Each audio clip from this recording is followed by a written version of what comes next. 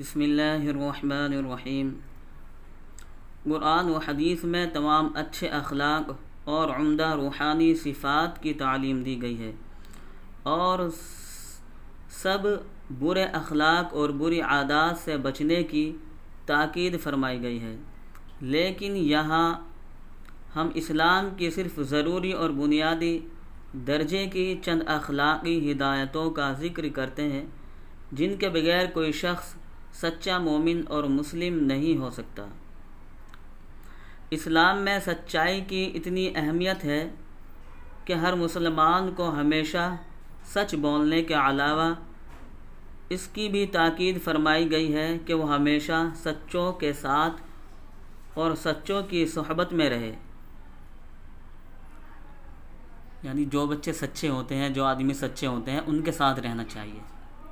ان کے ساتھ رہیں گے تو سچ بولیں گے، اور اگر جھوٹوں کے ساتھ رہیں گے تو جھوٹ بولنے کی عادت ہو جائے گی۔ قرآن مجید میں ہے، یا ایھا الذین آمنوا اتقوا اللہ وکونوا مع الصادقین، اے ایمان والو خدا سے ڈرو اور صرف سچوں کے ساتھ رہو۔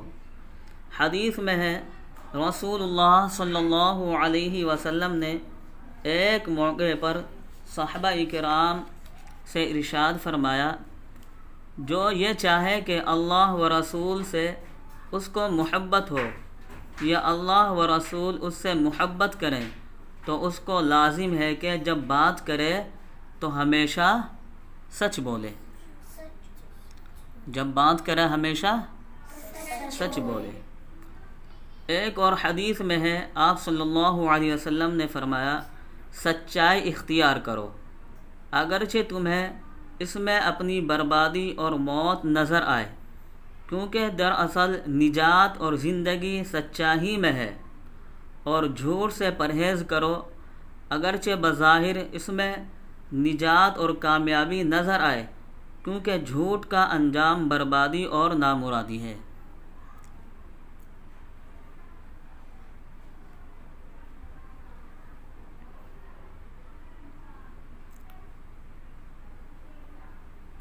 ایک روایت میں ہے، رسول اللہ صلی اللہ علیہ وسلم سے کسی نے پوچھا کہ اہل جنت کی کیا علامت ہے؟ اہل جنت کی کیا علامت ہے؟ آپ نے فرمایا، سچ بولنا۔ کیا فرمایا؟ سچ بولنا۔ اور اس کے بالمقابل ایک دوسری حدیث میں ہے، آپ صلی اللہ علیہ وسلم نے فرمایا، جھوٹ بولنا منافق کی خاص نشانیوں میں سے ہے۔ منافق اس آدمی کو کہتے ہیں جو ظاہر سے تو دکھے کہ مسلمان ہے، لیکن اندر سے اسلام کا دشمن ہو، اندر سے اسلام کا دشمن ہو، اسے منافق کہتے ہیں۔ تو جھوٹ بولنا کس کی علامت ہے؟ منافق کی۔ کس کی؟ منافق کی۔ ہاں، مسلمان جھوٹ نہیں بولتے ہیں، مسلمان سچ بولتے ہیں۔ ایک اور حدیث میں ہے، کسی نے رسول اللہ صلی اللہ علیہ وسلم سے پوچھا، کیا مومن بزدل ہو سکتا ہے؟ آپ نے فرمایا، ہاں ہو سکتا ہے۔ پھر دریافت کیا گیا، کیا مومن بخیل ہو سکتا ہے؟ آپ نے فرمایا، ہاں ہو سکتا ہے۔ پھر سوال کیا گیا، کیا مومن جھوٹا ہو سکتا ہے؟ آپ صلی اللہ علیہ وسلم نے ارشاد فرمایا، نہیں، یعنی جھوٹ کی عادت ایمان کے ساتھ جمع نہیں ہو سکتی، مسلمان جھوٹ نہیں بول سکتا۔ اللہ تعالی ہم سب کو توفیق دے کہ ہمیشہ کے لیے ہم سچائی کو اختیار کریں، جو نجات دلانے والی، جنت میں پہنچانے والی ہے، اور اللہ و رسول کا محبوب بنانے والی ہے، اور جھوٹ سے مکمل پرہیز کریں جس کا انجام تباہی و بربادی ہے، اور خدا و رسول صلی اللہ علیہ وسلم کی لعنت اور ناراض مندی ہے، اور جو منافقوں کی نشانی ہے۔